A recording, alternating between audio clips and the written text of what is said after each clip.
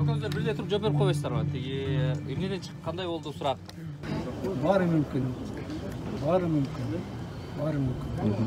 Шайлоолорго коркутуп, бардырбай, же болбосо бул командага кирбегиле деген аракеттер болушу ыктымал.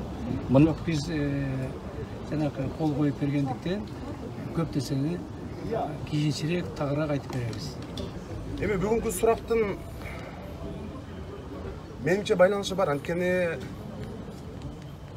чын эле парламентке даярданып аткан жанагы саясий партиялардын курамын мен болжолду билем.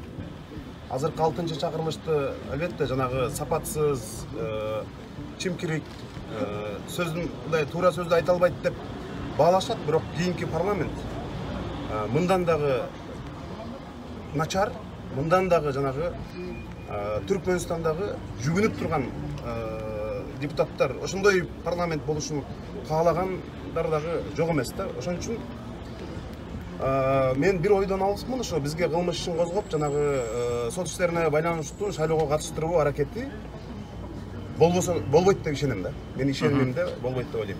Шайлоону бирдеке деп айтыш кыйын, алдын ала 4-октябрды 3-октябрда андай болуп кетишин эч ким айта алган эмес. Ошон үчүн көз ачыктык кылыштан алыспын, мен бирдеке деп айта албайм. Бирок кысымдар болуп, мындай ушундай көп иштер боло берсе, толкундоо болушу ыктымал. Бирок андай нерсени көз ачык айтышын да кыйын.